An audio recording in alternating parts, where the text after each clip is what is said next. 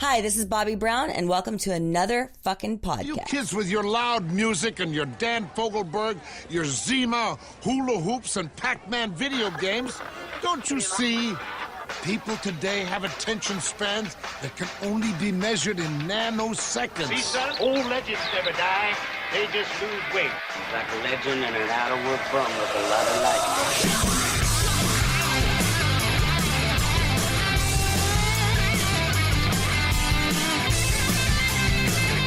Hello, you crazy dirt fucker! Party time! Hello, Hollywood. Hello, world. Hello, my loyal minions. It is good to see you, and it's always good to be seen. My name is Izzy Presley, and welcome to the rebroadcast, so to speak, of the Eric Martin episode. There was a little technical difficulty, as in Google Voice kept hanging up on him. So he called back on my cell phone, and I just held the damn thing up to the microphone. I could hear him well through the headphones, but apparently not everybody could hear him through the damn speakers. So what I'm going to do is just replay the interview. I took it out. I'm leaving the other one up there because there was a lot of fun banter between me and the listeners before Eric called in for the first half hour of the show. So that show will still be up. But I'm going to do this so you can actually hear the entire interview. Some people, they just toughed through it and thought it was great. Some people are like, I can't hear shit. I can't hear shit, so I'm not going to listen anymore. Because there's a lot of great stuff in there talking about Mr. Big, talking about Pat Torpey, and at the end of it, talking about what is going to happen or what he thinks is going to happen with Mr. Big now that Pat is gone because Billy Sheehan on the Eddie Trunk show on Cruise to the Edge said, no Pat, no Mr. Big.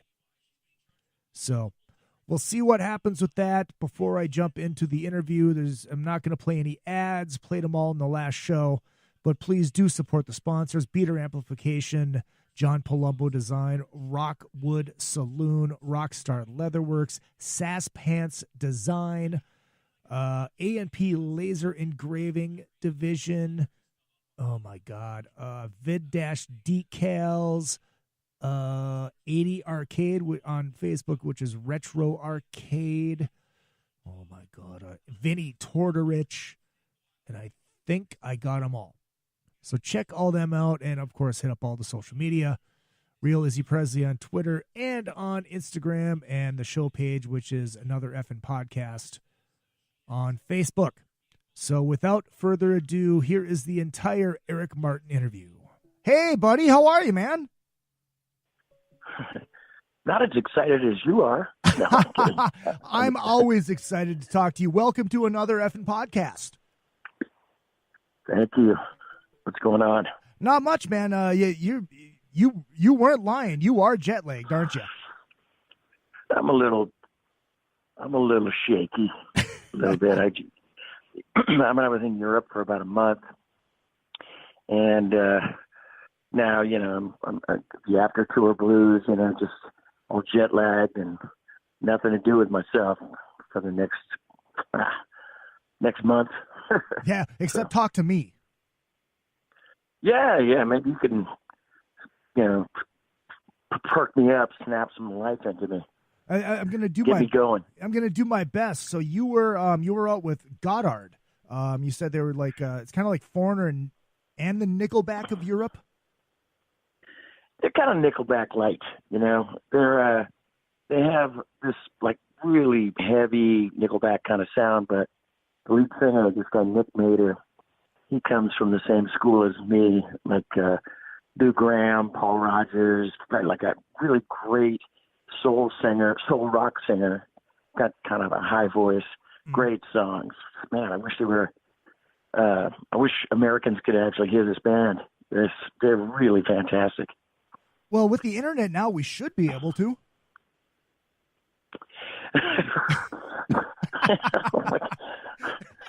Hey, man, when I said I got back from the road, I didn't go into a cave, you jackass. Oh, that is worth the Pat Fontaine laugh. Hold on. I got to find my effects. No. Yeah. I don't know if you can hear the effects when I play them, but No, that's okay. I'll hear them later. I'll listen to you later, and I'll listen to me perk up throughout the conversation. You know, as you Martinize me. You know. So would talking about Howie Simon perk you up? Sure, why not? I mean, yeah, Howie Simon, great guitar player, total mensch. I love Howie. I love to give Howie shit. That's the part I love about Howie. Hello? Are you there? Oh no, did we lose him? There we go. We lost you for a second. I know what happened. I don't know. The internet. Yeah, it's the damn internet. It's the freaking internet. Or it's the Howie Simon curse. I don't know. Talk about Howie, everything goes down. No kidding. Yeah, Howie Simon is kind of like the Swiss Army knife of rock. He's like, you know, he's got his thumb in every rock and roll band pudding. He plays with everybody, and he's a fantastic guitar player. He is. Yeah, and as a person, I partied with this guy before, and like I remember he used to tell me stories about people coming up to him to talk to him. Like, remember, he's so proud of the fact that this 8-year-old kid came up to him one time and said, like, hey, he's holding his guitar, he's hanging out with the Nelson Brother guys, and he's, you know, hanging out in front of a hotel waiting for a car or a limousine to pick him up. And the 8-year-old goes, hey, are you in a band? He goes, what does it look like, kid? Right? And he's so happy and proud about him, like, spouting off to this kid. I'm like, and I go, oh, and I that's his personality. It is. You know? It is. He's like one of those guys that go, you know, I can't even begin to tell you his humor. You know him, his humor. I mean, yes. He's super funny. He's really funny, and but he's like a shock rocker. Yeah. You know? Yeah, I had a little problem on the Moody Blues Cruise because Howie was on there with this little 70s type acoustic thing that he was doing, which was badass. And I actually did the Elvis Black Leather sit down show with I had Heavy Mellow as my band and Frank Hannon. And Howie watched it. And then I had heard afterwards that he told people in the office that I was really good. And I don't know how I feel about Howie saying nice things about me behind my back. First of all, Howie saying nice things. You must. Oh, my God. We're losing it again. Son of a bitch.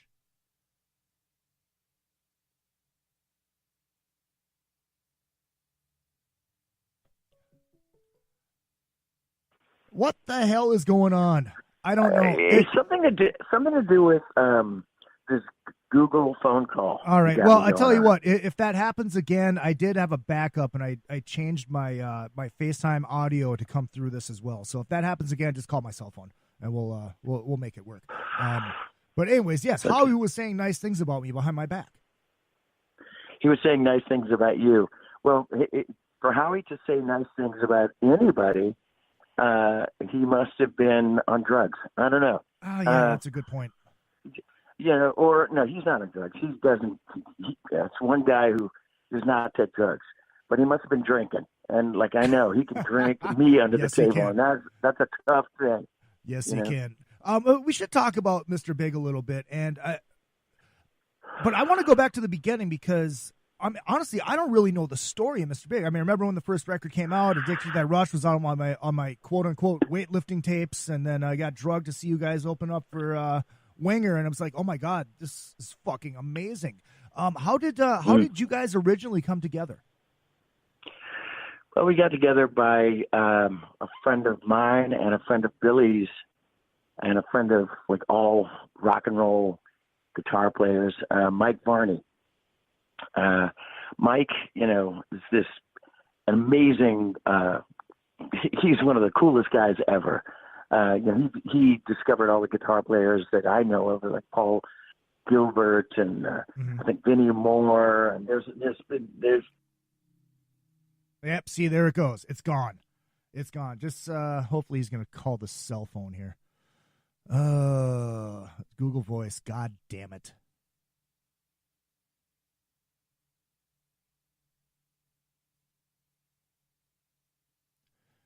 Oh, goodness. Yeah, just call my cell phone, Eric. We'll get it. We'll get it figured out here.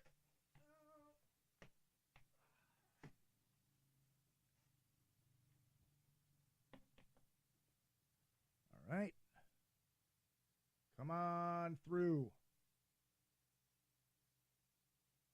Come on through.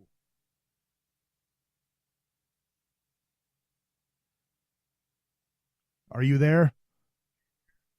I am here. All right. So, yeah, that didn't work either. So I'm just holding the fucking microphone up to the cell phone on speaker. We'll just make it work. And I can hear you. I'm sure they can hear you too. So, anyways, yeah. So you guys met through a mutual friend. We met through a friend of Billy's and myself. This guy, Mike Barney, who is like the headhunter for guitar players. He has Shrapnel Records and another record company I remember back in the day, Blues Project or something like that. But he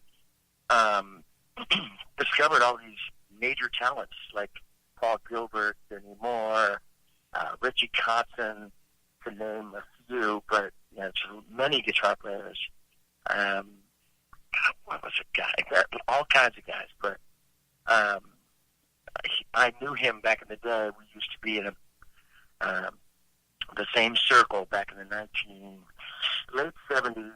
I was in a band called Kid Courage, and he was in a band called The Nuns, which was a punk band, and he was a guitar player. And we used to play, the same gigs in San Francisco.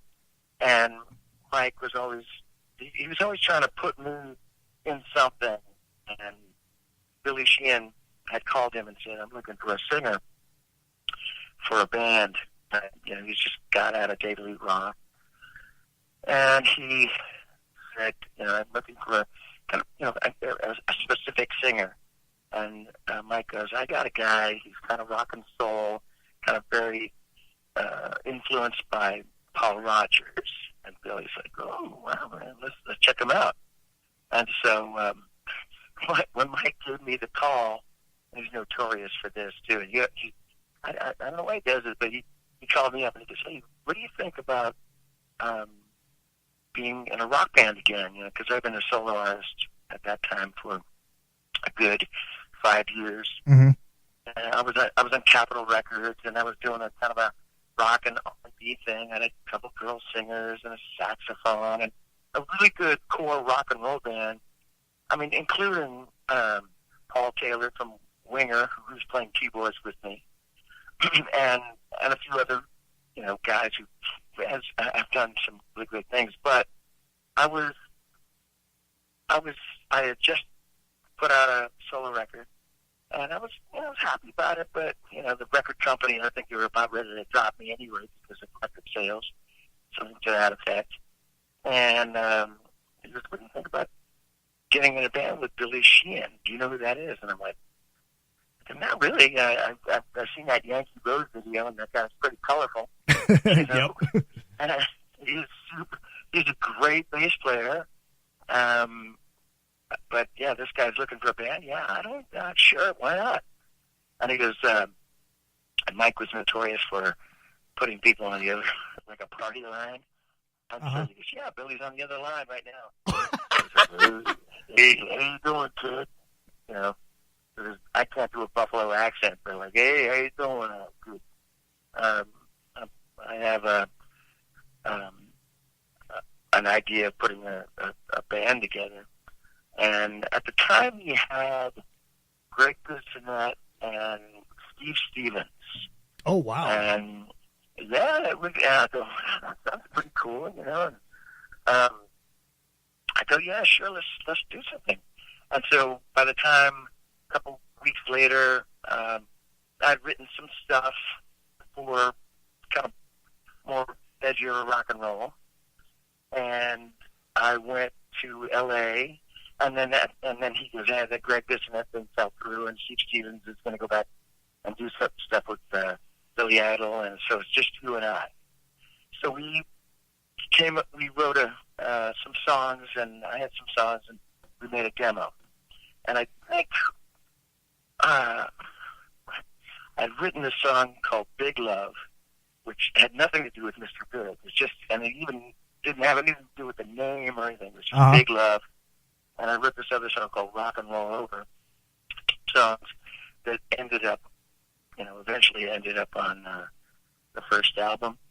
And then Billy had, I think he had Whole World Is Gonna Know, and something called Heat of the Night, which is like back in the 80s, and it was like, Heat of the Night, man, innovative, that's brilliant. At the time, Heat of the Night, that spells it out. So we went shopping for a record label and some producers and all that, and went to Warner Brothers, and because of Billy's affiliation with David Lee Roth, we had a meeting with Ted Templeman. Except I wasn't in the meeting. I was sitting on the couch talking to the secretary while Billy was in there, hammering away to Ted Templeman. And when he came out, I was like, he's super busy with another band right now called Bullet Boys, right? And this is before Bullet Boys even came out with their first record. And so, we need to shop around a little bit. But in the meantime, looking, because we gave our demo to all these other record companies, CBS or Columbia or whatever, and all kinds of labels. And so he said, we need to find a band. And so we kind of had some open auditions. But Billy was telling me about this kid named Paul Gilbert, who he had judged in a guitar contest somewhere in L.A., in Hollywood. And he really liked this kid's playing. And so me and Billy and Paul got together at a rehearsal studio in North Hollywood. I can't remember the name of it. I think it was called The Alley. Okay. I don't know if it's still around. It probably. I think it's there under a different name because I'm sure I've rehearsed there. Yeah. And so we had showed Paul. Paul was freshly out of Racer X. When he told me about Paul Gilbert, I remember looking at these magazines like Guitar Player for the Practicing Musician or Guitar Player, and seeing these ads with, there's Paul. I don't know if you remember seeing these ads. Here's Paul sitting at a kitchen table with a box of Wheaties, and he's on the cover, and he's like, he seemed like he had some kind of sense of humor. Yeah. Which broke the ice for me because as soon as I heard Racer X, I was like, oh shit, huh? What? Right. I really didn't want to get into that situation. I mean, I've learned to love all metal now, but at the time I was still, AOR melodic rock guy. Mm-hmm. And so it was me, Billy, and Paul, and we auditioned some drummers, but we only auditioned two. One guy came in. He was and I totally remember his name. He was a friend of Paul's. His name is Bob Arechika. I just love that name, Arechika. That would have been great to try to come up with a band name, Arechika. Yeah, absolutely. Anyway, right. So he came in, and he was good. He was okay. I thought he played pretty cool. We jammed on some Zeppelin and stuff that we were influenced by, like Free and a band called Spooky Tooth. And we were totally into this kind of four-on-the-floor rock and soul British invasion rock bands. That's what we all agreed on, when we first started the band. So Pat Torpey came in, and he looked great.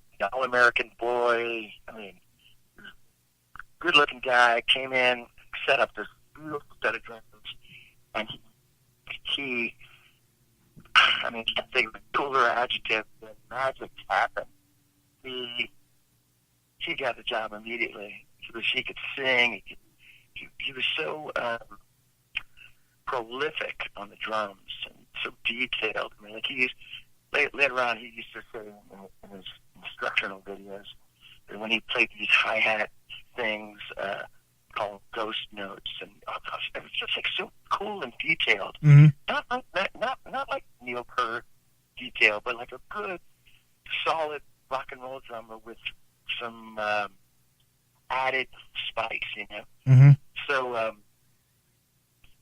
yeah, that was it. I mean, it was me and Pat and Paul and Billy, and we practiced forever in this alley place, and just wrote. I remember I was playing a lot of piano back then, and we set up in a circle. First of all, here we are in a circle. I'm looking at Paul Gilbert. He's really skinny. Uh-huh. He's wearing spangly pants, some colorful stuff. His amps are day glow, green and orange, right? Uh-huh. And he's got fringe on the guitars, and I'm going, what the fuck? I mean, what have I done here? So here he is, and there's Billy, Mr. Like, there's no more notes that can be played. Like, he's played them all, you know? Right. And I'm sitting at the piano, and I'm singing, and there's Pat. And we spent, like, the better part of a year writing. But initially, when we sat down, about 8 days, we wrote our first album. Oh, wow. So we beat, and for the rest of the year, we just beat those songs to death, but we wrote the foundation of our first album it's just Mr. Big, and it's got the hat and shoes on it. Yeah. But in that year, we played showcases for all those labels that came down to see us in this little studio. And I remember Atlantic Records came down, and they were and we had stopped by this we were hungry, and we stopped up by this place. It was the day before Atlantic came in. They were there in the hotel, before they came down the showcase. We ate at this restaurant called Flaky Jake's. Mm-hmm. I don't even know if that's around anymore. It's probably been closed down by, like, the Food and Beverage Company or something like that. But, right. Billy got sick, and, I mean, stomach sick, and stuff is coming out everywhere. And so we didn't do the showcase, but we gave the demo to the Atlantic Records guys. And one of the guys, I think, had signed Zeppelin. Oh, wow. Or was one of the group that signed Zeppelin. And so it was like, oh, man, we might have missed our chance. And when these guys flew home, and they listened to the demo tape, and they went to New York, or they went back to New York, and they gave us a call. And at the time, my manager at the time was Herbie Herbert, who managed Journey. Okay. And because, he managed me as a solo artist, but when I said I got Billy Sheehan, this young kid named Paul Gilbert, and this fantastic drummer called Pat Torpey, and Herbie managed us. And so they called Herbie and said, we love this band, and they signed us. And we made all these demos, and, we were the luckiest people in the world. So you weren't out... Signed to... You literally weren't out doing the clubs and doing all that. You just got in a room and wrote the songs, and all of a sudden, bam, there it was. No, I didn't do no gigging. I mean, it was tough for me and probably tough for Billy and Pat and Paul as well. But for me, that's how I was making my money. Right. That's how I was getting off my father's couch. Right. I didn't have an apartment. I didn't have anything. I didn't have a car. Sleeping on my dad's couch, and yeah, for about that whole year, that was a tough one because I wasn't playing these gigs. I wasn't even playing. I didn't even think of like now, you know, when I play acoustic everywhere, I could make it some money. Right. You know, I just poured my heart and soul into Mr. Big, and even how the band name came about. We didn't have a name. I mean, like you know, it's just, I guess, some kind of a super group, you know. And Pat Torpey was listening to some records, and he came across the album Free, one of the albums. I can't remember if it had a name or not. Maybe it was just Free. But on one of the songs, it was called Mr. Big. And he goes, "What about Mr. Big?" I mean, we also, you know, threw around a bunch of stupid, some other names. Right. It's how it always goes. Oh, yeah. I've written a song called My Kind of Woman. Just you know, just some silly song that I wrote about this woman who was like in the life of crime or something like that, and it had a lyric in it called "Magic to Burn," and I go, "Hey, how about Magic to Burn?" And they looked at me like they wanted to murder me. I go, "Magic to Burn," and you know, back in the day, it wasn't PC, but like, you know, it was so big. What did you think about? And Red House was one of them. There was another named Wild Blue Yonder.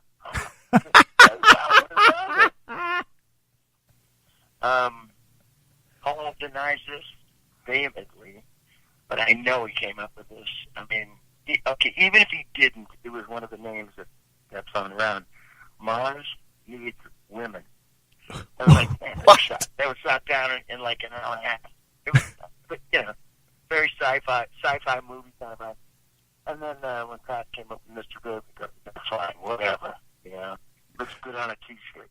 Yeah, exactly. Exactly. Go ahead. And even looked better on when we did our first tour throughout the United States. We had merchandise. We had like some T-shirts, you know, hat and shoes. And when you're this big, they call you Mr. And all the guys wanted this, and girls too, you know. Big old shirts. Girls could sleep in or something, you know. Right. And but the one thing that was the biggest seller was a condom, and it was like, and it said Mr. Big. Oh, dude, fucking brilliant! It sold more than the records. I'd believe it. Who was that first tour with? That wasn't with Winger, was it? No, the first tour was just clubs that we did. You know, it's kind of like, hey, we're out here. We're a new band. We just played a bunch of clubs, like, you know, the Penny Arcade in Rochester, I don't know, some of the San Francisco stuff, small gigs around the United States, like L'Amour's, which I always wanted to play there. So L'Amour's in New York, but the first big tour was with Winger. Yeah, and that they were tight. That's when I saw you guys, and I just remember I was fighting going to that. I'm like, I'm not going because fuck the Metallica. And my buddy drugged me, and I just remember it was packed with fucking women. And so I wasn't complaining, and then you guys came on and blew me away, and Winger came on and blew me away, and I've been fans ever since. Cool, thank you. Yeah, it was Kim Winger at the time was going out with, what was that woman's name? She was married to Rod Stewart. Rachel Hunter. No, Rachel Hunter. Yeah. And I remember we're playing this gig. There was many times like this, but we're playing this gig in my hometown outside of San Francisco in Marin County, and we did our set, and the Winger had like, you know, anvil cases, wardrobe cases. They had everything nice, and we just had clothes on a hanger, you know, hanging up and stuff. And I remember Johanna standing behind our clothes that were hanging up, and she was looking at our shirts and stuff, and our crap that was hanging up And she was like, do you mind if I try this on? And I go, yeah, sure, go ahead. And she just like strips off and just starts trying on shirt. Jesus Christ. Yeah, that was one of the best parts of the whole tour for me. Anyway. Well, duh. It was super exciting. So, but yeah, Winger was great. And it was also great to see, you know, I mean, they were, all their songs were on the radio. Mm-hmm. And my friend Paul Taylor, who I'd grown up with and been in bands with, you know, was a keyboard player, and he wrote all these great songs. And I remember he wrote a song when we were in a band together way before Mr. Big. Mm-hmm. And it was called Stark Raving Mad. You know, and we went to L.A. and we, this guy Paul Fishkin, who's from Bearsville Records, was really interested in us. And everything. But Paul had written this song called Miles Away. And I was going out with Paul's sister at the time, and we were in Santa Rosa, California, and we're in his sister's bedroom, and we got this 4-track or 8-track, and he goes, I wrote this song called Miles Away, and this is way before Winger, and he goes, I want you to sing it. I just listened to it the other day. Oh, I wow. sang the demo. Wow. Oh, dude, this is way before my balls dropped. I mean, my balls dropped when I was 40, anyway, but my voice was Chip Winger super high, right? Right. And I sang the demo, and it was very cool for me to see this song become a gigantic hit for the band. Has that ever been put out there? No. Is it ever going to? Well, why? Because I want to hear it. That's why I'm asking. It's a crap demo, but it's the song, and I'm singing it. I'm singing. I thought I did a great job singing it, and I was listening to it just the other day, and I was going, it was before I met Chip and the guys, and he must have listened to it and took some of my inflections. I mean, that's got to be something. Anyway. Yeah, right. How there was a part of time where Paul wasn't in the band. You guys had Richie Kotzen. How did Richie get into the fold there? Well, when Paul left, I want to say, I don't remember when it was. I think 1996. And he's all class, you know. Like he never said why he left. I mean, he said that he wanted to do solo records, you know. But I know he just got sick of me and Billy Susan, you know, fighting and arguing about nothing. Because we've almost been together for 30 years, so we were constantly on the road. We never took breaks. Man, I went through a marriage, father passing away, mother passing away, dogs passing away, and it was always me on the road with Mr. Biggs. I just didn't really have a life, you know, except outside of music. And Billy too, probably. So him and I were just at odds with each other for no. If you look back on it, it would be like, he said. Right. Stuff. Right. Nothing substantial, you know.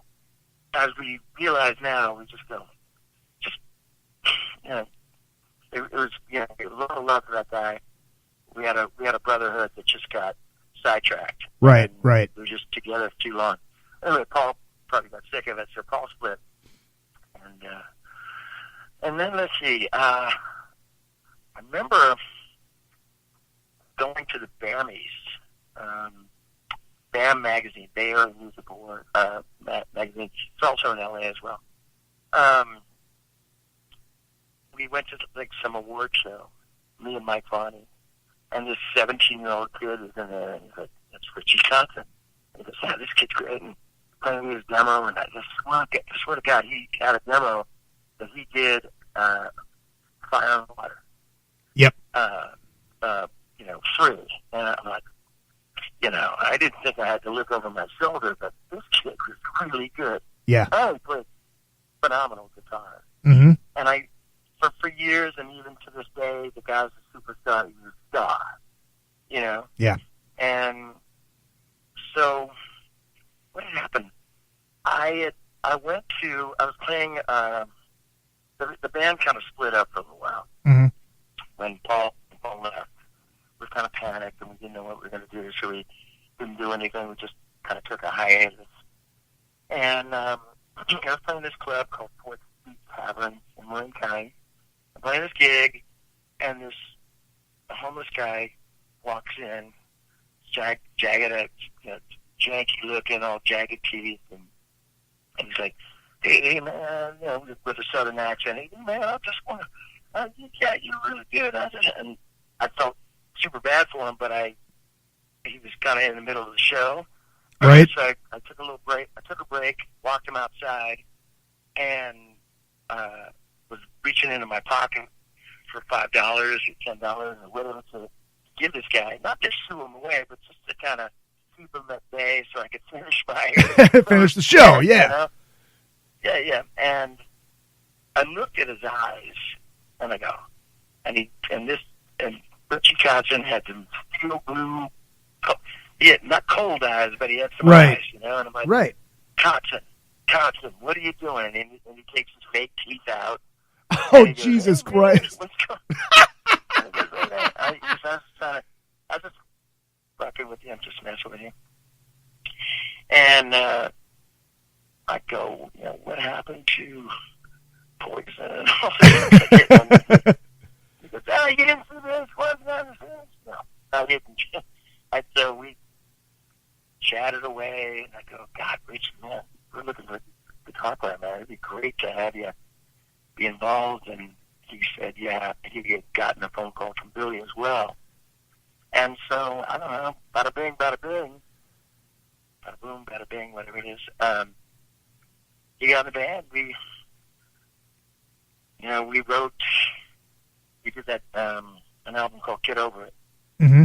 with producer Pat Regan, and it was a killer record. I still play those songs live acoustically, like even this Qatar tour.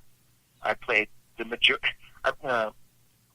I threw in a couple of my solo stuff or like a new song here and there, but the fans just wanted to hear Mr. Big.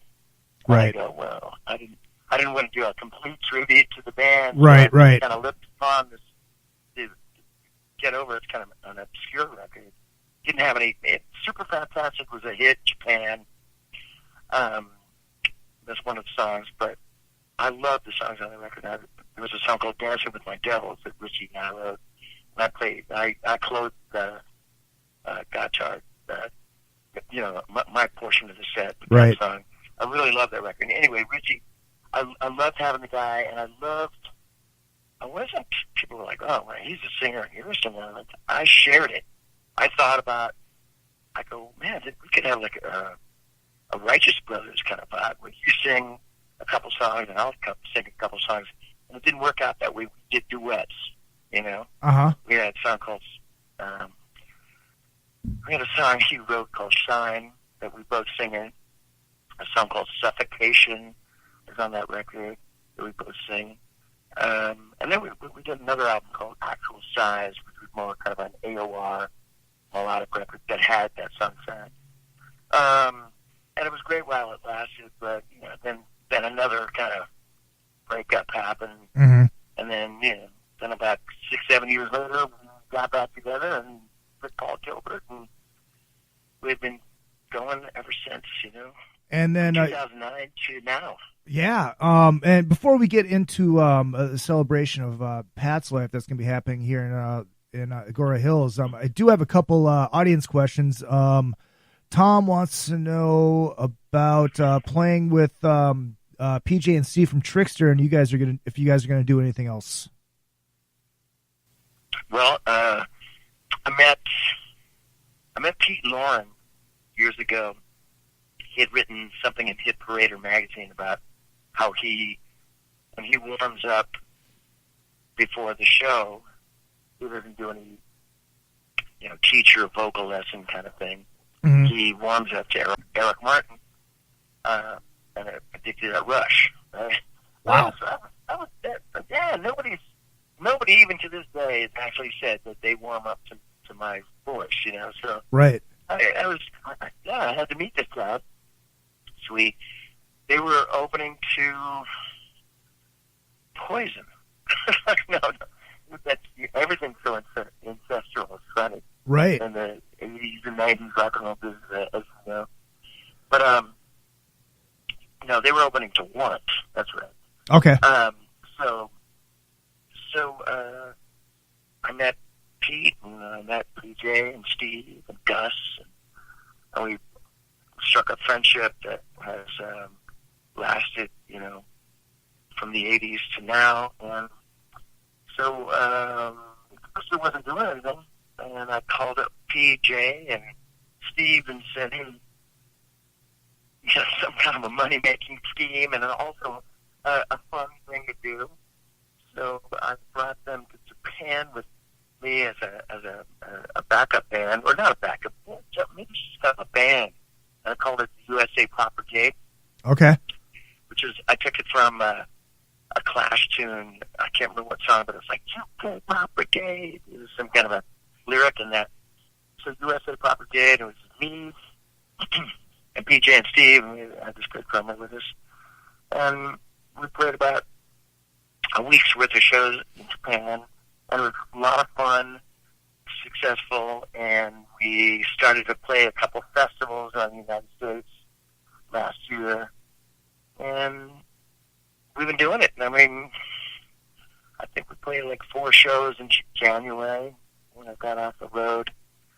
I got off the road with Mr. Big. I did like 4 or 5 months in the United States last year, and got done in the end of November, and then in January we were doing the PJ and Eric and the Dirty Tricksters. Okay. That's what we were calling it. Oh, nice, nice. You know, but yeah, and and we played Trickster songs and some of my solo stuff and Mr. Big songs, and it's just a lot of fun. They're really great players. Steve Brown is an underrated guitar player. He's a really phenomenal guitar player. Oh, I agree. I agree. And he's really funny. He's really funny. You gotta have some humor. Right. You know, unlike Howie Simon, who is a great guitar player. Howie Simon's creepy. No, he's not creepy. Yeah. He's got this funny side to him. But Steve Brown, great singer, great guitar player, and PJ Farley is Dad played with Leader Ford and done some solo records, and he's really, really good. Anyway, a lot of fun playing with the Tricksters. When you were in Europe with Mr. Big, you were also with Faster Pussycat. Did you try to keep up? Did you try to keep up drinking with those guys? You know what? Yeah, but I got to tell you, I don't know this man's past. I never met him before, but Jamie Down he's the coolest guy I ever met. He was sober as a judge. Yeah, that's right, because he went through his little thing. Yeah, he went through his thing. I mean, what a cool guy. Very cool guy. I mean, I felt so bad going in his dressing room, pouring a Jack Daniels shot, and he goes, "It's okay, man. I'm good." I'm like, okay, that's okay with you, you know. Right. But, you know, hanging out with Ron Johnson and Scott and the rest of the fellas, I really like Faster Pussycat. I didn't think I would, but they got this punk rock, hard rock, almost, they're not metal, but they're like hard rock kind of sound, but it has this punk sound. Yeah. Inside, I can't even remember some of this. I mean, obviously the ballad and all that. Yeah. They were a lot of fun. I loved hanging out with the guys. And I loved drinking with them. And there was another band too. They're called The Answer. Yeah, The Answer. From Ireland. Yeah, they're phenomenal. They're another great soul rock and roll band. Mm-hmm. It was a really cool tour. Yeah, but, that's because The Answer. After I did our Defying Gravity album did the video for this Defying Gravity song. And I went to Chuck. I don't know if he's the manager or part owner of a bar in Hollywood. You know what I'm talking about? I can't remember the name of it, but Chad kind of is. Oh, it's St. Felix. St. Felix, yeah. What's it called? St. Felix. Yes. And so I went there, and oh my God, I thought I could drink these guys under the table. I was so embarrassed. I was just like, right after a video, I had done like 7 hours of, dancing around. Yeah. Just thinking, how tough that can be. Right. Trying to look cool. And I went and unwound at this bar, and oh my God, Chad was holding me up at the end. He was holding me up. He goes, "Are you okay?" It was like one of these, like a young kid saying to the old kid, "Are you okay?"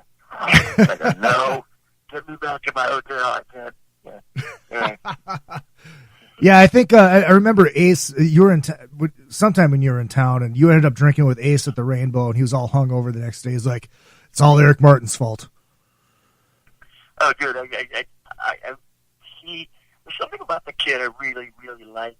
I mean, he had a great sense of humor, and was wise beyond his years, as they would say, as people, some would say. And I was taken by the kid, and I would call him the next day going, "Hey, did I embarrass myself? I apologize if I fell into the bar." I was doing trying to people, calling to a bunch of crowd of people. "Hey, are you the that kind of shit." And it was a lot of fun. And then to watch these guys every night rock out, it was a lot of fun. Yeah, they're an amazing band. Ace is so funny. I mean, the rest of the guys are like super partier guys, and Ace would be sleeping in his bunk. They shared with the answer on a tour bus, and then Mr. Big had a tour bus for the crew and stuff. But Ace, he slept all day into the night, like a vampire. Yep. Yeah, that sounds about right. So let's talk about in May you guys are going to be playing Celebration for Pat at the Canyon Club in Agora Hills. And I know Kotzen's playing at that, and I'm assuming Matt Starr is going to be playing, and a couple other special guests. I mean, kind of talk about that a little bit. Well, so we don't have to talk about, so Pat Torpey is gone. And yeah. The reason why I went on this Gottard tour to begin with was to get out of my funk. And I did get out of my funk for about a month. And then I came home about 3 days ago, and I'm like, oh, God, the man's gone. Yeah. It's been bumming me out. You just don't, it's like a brother dying. Right. Or your father. I mean, I've been with this guy as a friend and a band brother, and just and a phenomenal drummer. I mean, a force to be reckoned with. I mean, one of the best drummers I've ever played with in my life, and he's gone. And so, our manager suggested we do this celebration of life. We went to the service in North Hollywood, and we had talked about it that how we were going to handle. We wanted to do something for our fans and for people that love Pat Torpey, and there was a lot of them. Man, I thought the service was going to be with 12 people, but it turned out to be like 100 or 200 people. But we wanted to get as many people involved that had played with Pat, like Chuck Wright, who was one of Pat Torpey's best friends growing up. And so I think Chuck and Pat Regan, who was our producer on the Stories We Could Tell album and the album with Richie, Get Over It, Pat and Chuck, and we can't get Lenny Cordova because I think he's in in Afghanistan or something, but those two guys are going to put together a kind of a band that plays. They were the backup band that played on Pat Torpey's solo album. Okay. So and Pat, I don't remember the other one, but one was called Odd Man Out, and I didn't pay attention back in the day, but there's some great songs on it, and so they're going to play some of those great songs. Oh, cool. Richie Kotzen, of course. Me and Billy are going to play with Richie and do some of the Mr. Big songs of our couple of years with Mr. Big. You know what I mean, right? Just just like some songs. Pat had played with Belinda Carlisle. Oh, wow! From the Go-Go's, yeah, and trying to get her. And, it'd be so great if she showed up. Right. I still have a really crush on her. Who doesn't? It's a good point. Woman, great, beautiful woman. Yeah, I'll fight you for her. Anyway. Chris and Pelletieri. Pat played with Chris, and Chris may show up. I think he is planning to show up. Well, Pat also, before Mr. Big, he played with the Knock. Really? The original drummer. Right. Yeah, he wasn't the original drummer, but he played on other records after the original drummer. Uh-huh. I toured with him for years and years and years. One of his best buddies was Ted Franker. So, a couple of guys from the Knock are going to play. There's a bunch of people that are just showing up, and we're going to talk to the crowd, and we're going to talk about that and make some. It's not going to be like some crazy speeches or anything like that, but we're just going to have like a family vibe. And I think the place only holds like 600 people. So, I know we'll pack it out. Yeah. Hopefully people get those tickets early because this is just a one-time thing. Yeah, and I'm going to honor our bro. I'm going to try my best to get there. I have to go to Minneapolis, and I'm driving the weekend before that because I have to clean up my mom's storage unit just to get my shit out of there before they make it into one storage unit, yada, yada, yada. But I'm leaving Minneapolis the Sunday. I'm leaving the Minneapolis the Sunday before, so I'm going to try to get back in time. I love this podcast right now. This is like a personable thing. It's like, I've got to drive back to Minneapolis to get my mother's garage. Well, yeah, that's just the way it is. Pat died like right as we were getting off Cruise to the Edge, and Billy was on there with Sons of Apollo, and Billy did Eddie Trunk show, and he said that if Pat, because this is obviously before he passed, he goes, if and when Pat goes, there's not going to be a Mr. Big, and I know you guys have obligations in June, I believe it is June or July with Extreme over in Australia. So is this going to be the end? This last show, is this going to be the last show in the States? Well, when Pat told me that he had Parkinson's when we were making that Stories record,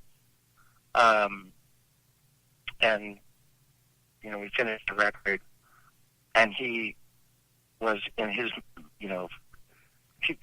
physically he was still okay, but he was even in Pat, he's stupid. It was so silly, and I'm not making light of it, but he'd come up to the crowd and go, "Hey, a whole lot of safety going on." Just sort of like, I mean, he was a very, very cool guy, but he had his right hand and his left foot weren't shaking as much, but mentally he was so, he didn't want to bring the band down. He was, I don't think I want to do it, and blah blah blah. And I go, well, if you're not going to do it, I'm not doing this tour. Mm-hmm. I'm not going to do Mr. Big, and I don't know. Basically, talked him into this will be, just sitting at home and waiting for your body to just go to shit or whatever, or even. And he was working out. And he was taking all kinds of nutritional stuff and going to the doctors and doing the best he can. I mean, there's no cure for it, but there's like stuff that he did. He did everything he could. Mm-hmm. But mentally, for us, for him, it was great that he came out, that he, decided to come out on tour with us.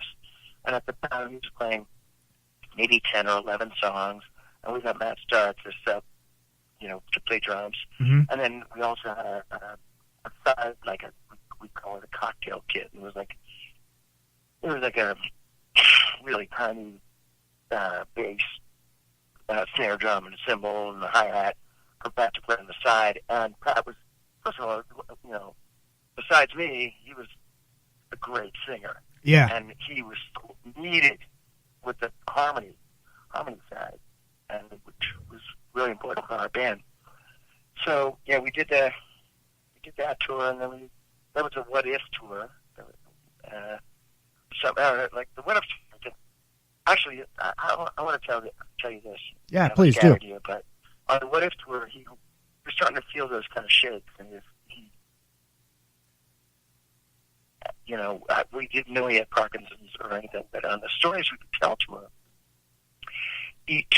to even play those 10 songs, we would suggest it. Hey, Pat, maybe we can work something out like Rick Allen from Def Leppard. We can get you a kit where you can play, some electronic stuff, and you can use your right hand for this, and your right hand could be the snare and the kick at the same time. I don't know how Rick Allen does it, but we're trying to make it as painless and easy as possible for Pat. And he didn't want to do it that way. He learned how to play left-handed.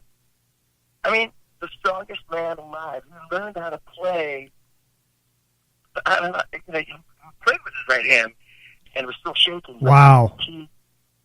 He relearned how to play drums just to play those 10 songs, and he was still fucking great. Wow. That's the Pat Torpey that we knew, just the strongest man alive. Right. So when that kind of stopped and was only playing, you were going down, it was like 7 songs, 5 songs, 2 songs, and he was only playing the one song, playing Just Like My Heart. And,